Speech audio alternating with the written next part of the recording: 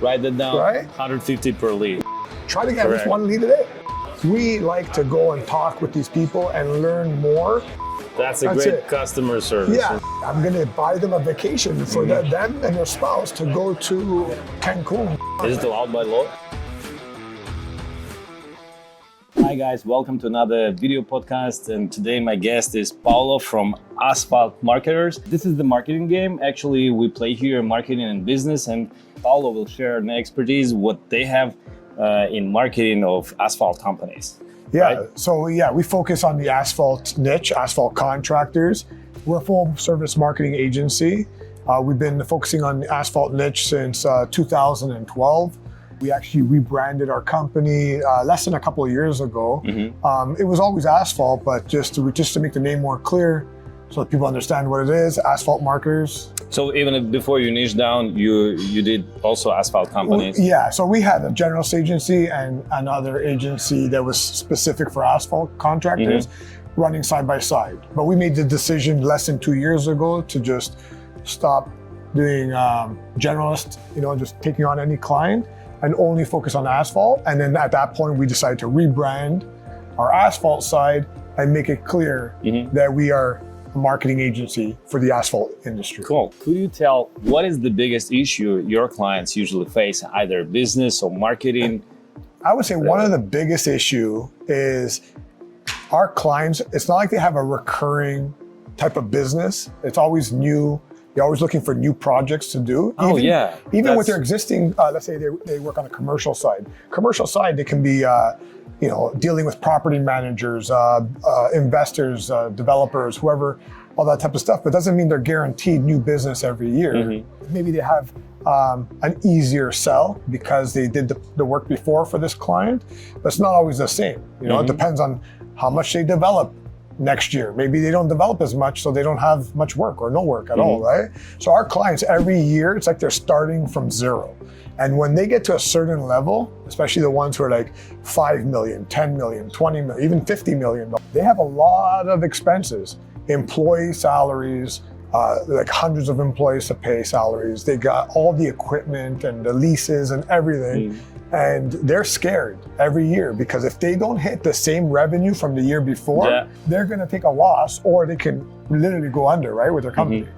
So what I hear is that your clients, the asphalt companies, they have B2C and B2B clients, but still they need to win them over and over again for each order or? Yeah, so like we have contractors who focus on both commercial residential, the ones who just focus on residential, the ones who just focus on commercial. The ones who just focus on residential, it's always new business. It's not like you can go pave someone's driveway in front of their house and you're gonna go every year and pave their driveway.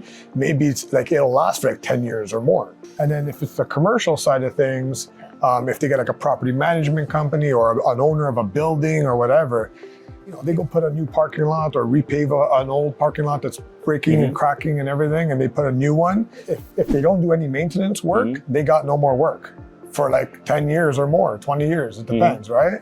But those property managers manage multiple buildings. So maybe this year they need 5 buildings. Maybe next year they need 5 buildings, but maybe the next year after that, they got nothing. Or maybe, with inflation and interest rates and everything going up, they say, you know what, let's tighten the budget this year. So this year, we're not going to do any of that work. So the business slows down. So our clients will, they don't have that guaranteed work just because they have those clients. Also, there's competitors always trying to get in there, right? Trying to take that business. So they need the marketing in order to stay top of mind, always showing their work, showing how they do things, and getting in front of those right people so that, or even the remarketing, retargeting of their existing customers so that their existing customers know that if they have something to look at, they're going to call our clients for their project before they call another contractor, right? Let's calculate some numbers. It will be also clear for maybe those companies who are not doing marketing very good or they don't count them. So what is the average, let's say, check for asphalt business? How it's connected to marketing costs Like, I know you calculate that. So their average ticket price, we actually just did a webinar last week. Where, it's basically the 2025 Asphalt Business Growth Plan. We had our registrants come on, which are some were clients, but a lot of new people that are that follow us on social media. We asked them, what are your goals in terms of revenue for 2025? Maybe last year they finished with a specific number, and this year they want to increase it by 20%, or some people want to double, 100% growth. And then what we did was, okay, so let's break that down. What's your average job size? So we asked several of them. Now, the one we asked, he said his average ticket or project value was $15,000. Why? Because like maybe they have residential, commercial. Residential might be $3,000 to $10,000 on a project. Commercial can be, it depends if they're doing a repair, might be $10,000, or they do a whole entire parking lot. It can go 100,000, 200,000, or we've seen some of our clients land $3 million projects for like a FedEx warehouse. From marketing, so they get it from marketing. From marketing, right? Because they're getting in front of those people that would have never knew about them because they're putting themselves out there, and they're becoming a player in their industry or in their local area that they service, right? Yeah. That's a great example. Yeah, so even with the $15,000 average, what we tell them is like, okay, so if your average, if you want to grow by this much, or if you want to just forget growth, this is what you want to sell for 2025, divide that by 12 months. And one client told us, I want to grow to $4.5 million. So $4.5 million, he said 15,000 was average job. So, okay, how many jobs per month do you need to achieve $4.5 million a year? And then we asked how many leads, or what's your conversion rate? So we said out of 10 leads you get, and not referrals and clients that come back to quote another. We're talking like cold leads. They come in from, they find you on Google or whatever, and they're like, 40% or 30%, whatever. And for whoever's listening to this, everyone has their own conversion rate. It's different. And it's always good to underestimate your conversion, underestimate your profit, but always overestimate your costs, just so that it's more like a guide, right? That you're working towards, like a goal, like a benchmark, a KPI. So we're like, okay, so based on like 35% or 40% closing rate, you need X amount of leads to close X amount of jobs at $15,000 a job to achieve, let's say, $375,000 a month in revenue to reach your $4.5 million a year goal. And once you break it down like that, now we say, okay, what do you invest into marketing? What type of budget? Now, usually they say, in our industry, we tell them, 6% of your revenue that you want to make is a good investment to marketing, but usually that's to like maintain where you were at. The revenue, right? Or just maintain. But if you want to grow, 8, 10% or more, right? Even sometimes 15%. And if you're aggressive, it can be even 18%. 100%. But this particular example that we did was, we said, okay, like we know the average lead is anywhere from $80 to $100. And it's based on many different factors. If you're in validated lead, or like good lead, or just good leads, right? But the thing is, if it's a residential lead, they're cheaper per lead. If it's a commercial lead, it's more expensive. If you're in a very competitive market, it's more expensive. If you're in a rural area where there's no competition, it's less expensive. So it can vary. But we just based that number on $150 a lead. We just went higher than what we normally see. Write that down. Right? 150 per lead. We just said $150 a lead. To get X amount of leads, we determined that they would have to spend like $4,500 to $5,000 to achieve that goal of $375,000 a month. So what kind of return is that?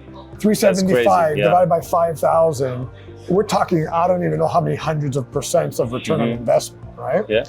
So it's not like they have to spend the 6%. They might be able to do it with just $5,000 to get $375,000 in revenue. And we always tell people to break it down that way. So if you're trying to grow your business, whether you're marketing or you're in a brick and mortar business like our clients, what's your goal? What does that equate to on a monthly basis? What's your average ticket value? So how many of those do you need per month to achieve that goal? And then what's your conversion rate? So you can determine how many leads you need to close one sale. And then to close one sale, multiplied by how many sales you need per month. Now you know how many leads you have. Now you have something to work towards. So when you're doing marketing or when you're putting yourself out there, you know, like let's say you need, if you need like 20 leads a month, well, you know, okay, working days, 20 working days a month, get 1 lead a day. You work every day, start your day by trying to, whether it's cold outreach or if it's inbound marketing, try to get at least 1 lead a day, right? And you can also play with the conversion rate on each stage of the funnel. 100%. Like that's the thing too. Like when you start with marketing, like, you know, you want to like, you come up with this as a benchmark. Yeah. It's not like set in stone and anything can be adjusted. But once you do it and you have the data, now you can say, okay, how do we get, you know, if you have a lot of traffic, well, how do you convert more let's say, you know, opt-ins, like, you know, people who fill out the form or call, right? Yep. How do you convert that? Or maybe you do have the leads coming in, but they're not closing into sales. So now it's something to do with your sales process. Or maybe it's your follow-ups after the sales process. So like there's all these different things you always want to look at. Do you also dive into the business issues when you do marketing? Because this is also important. Yeah, so when we're talking with our clients and stuff, like we like to like dive a little bit deeper. For one, we like to understand more about where they're coming from, like what their fears are, or what's keeping them up at night and stuff like that.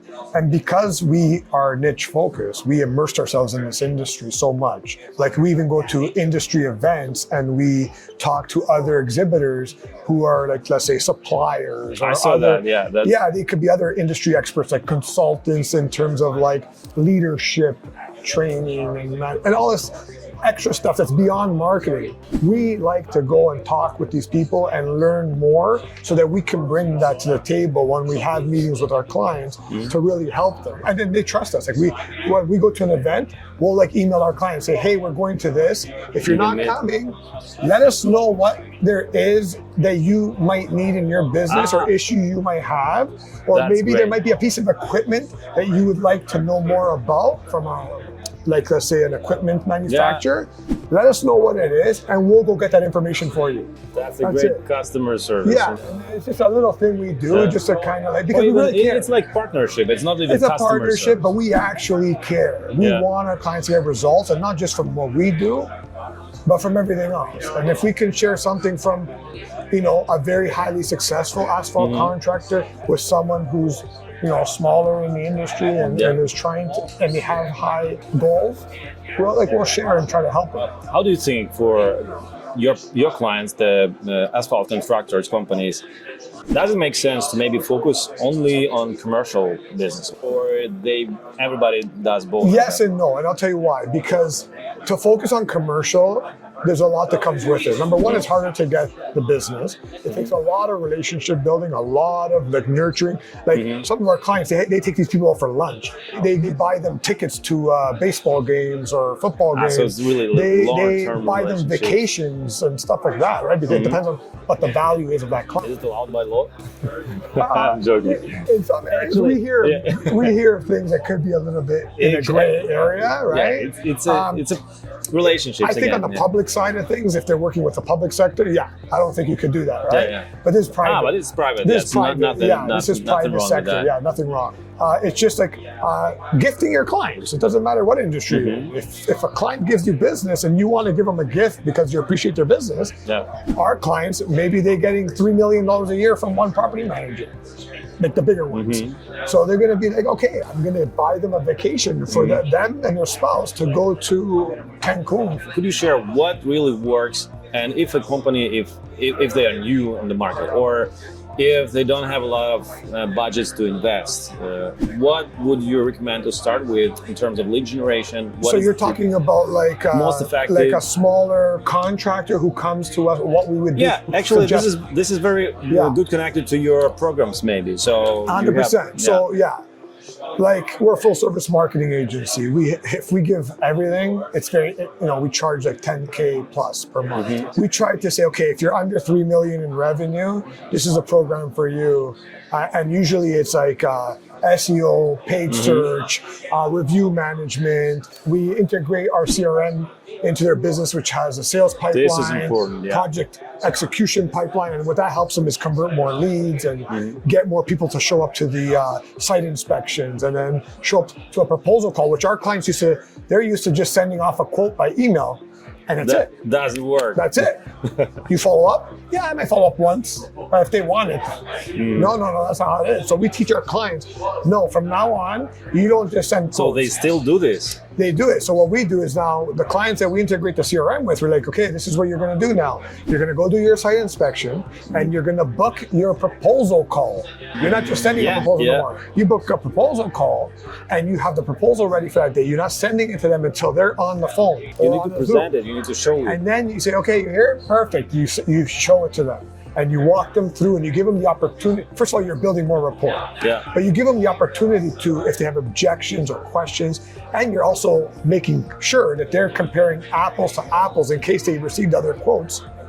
They know why you're charging what you're charging. Yes. Where usually people just scroll down to the bottom, they look at the final price, and then they say, this is the cheapest. But then they get their parking lot or their driveway done by the cheapest person.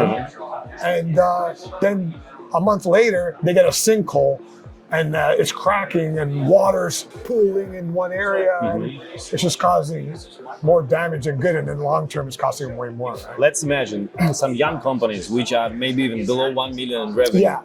Do you recommend them like some services, or do you recommend them do themselves? It depends, really depends. If they have, like for us, we have a downsell for anyone who just says, they just say, hey, listen, I find value in all this. I just don't have the budget to invest right now. Our downsell is $2,000 per month, plus ad spend. It can still be pricey. But with that, whether we do it for them or not, you need a website that's going to convert the traffic into leads. You need to have a page for each of your services. Yeah. And you need to drive the traffic based on what they're searching for directly to those service pages. If someone's searching for parking lot paving, don't send them to your homepage if you have a page about parking lot paving. That's 100% correct, yeah. If they're searching for asphalt contractors near me, okay, send them to your homepage because you don't know what they need of your services, right? So that's number one. You need a website that's a hub, and you need really nice photos. And if you can do video always outperforms text because everybody has text. Video will make you stand out from your competitors, like a video for each service page and stuff like that. And then a lot of small guys can invest in long-term SEO, for instance. So we always suggest, okay, do the Google ads. Yes, first do you the need Google leads. ads. Start getting leads right away. You can get leads literally within like a few days of posting your ads, but like you'll start getting leads right away. And you never know. One job might pay the next 3 months. Or one job might just pay the whole month. What about the Google guarantee, Google service ads? Is that allowed in your niche? So with the local service ads, the Google guarantee, we've been on it, looking at it for a while, and for the asphalt niche, they don't have it yet. Yeah, they don't. Yeah, I feel like it's more like specific home services. Home services, yeah. Like things that people would need on a regular basis for their homes. And the driveways, for some reason. I know that it doesn't work actually in all the niches which it's allowed, even this. So your recommendations is to start with something which can... Something that's going to get you leads right away. Start converting those leads into sales. Once you start getting sales, you can invest more into marketing. One day we're hoping to like maybe launch some type of program or coaching or like a membership site where the people who can afford it, the guys who are starting, we don't want to leave anyone behind. Yeah. That's our model. And even though we can't help them because they just don't have the budget, we just want to have something for them that they can at least do on their own, get to a certain level until they can afford to hire an agency like ours. And that's why we wrote the book, Asphalt Digital Dominance, which that book is going to help anybody. All the techniques are in the book. If you want to do it Everything's yourself. in the book, step-by-step action plans in every chapter. We have a case study in every chapter. I know that Paolo and his team, you're gonna do a lot of more in terms of content, right? The video content, the YouTube. 100%. So maybe yeah. share what is your plan? So our plan, so like the book is basically done and we're just getting it published right now. So we have a book funnel that's we're gonna be marketing, putting on Facebook, Instagram and stuff like that, especially with the remarketing and retargeting. We just started webinars. We did our first one last week, like I was just mentioning. We're gonna be doing that more consistently, hopefully to do at least every other month a webinar and a podcast like this for our niche, right? Totally. For Asphalt Contractors, yeah. So we're hoping to start that very soon as well. And then putting out a lot more video content. Usually, you know, from podcasts, webinars, books, whatever we do, we can create more and more content from that. I think this is mostly it. I mean, what we want to share today. So this is Paolo once again, the co-founder from Asphalt Marketers. I'll put down the links in the description to all Paolo's social networks. Yeah, and if anyone has questions, they need advice, you know, for their own agency or whatever, feel free to reach out to me anytime. Who is an expert in asphalt marketing? It's Asphalt Marketers. Yeah. So thank you. Thank you for having me. Thank you for sharing.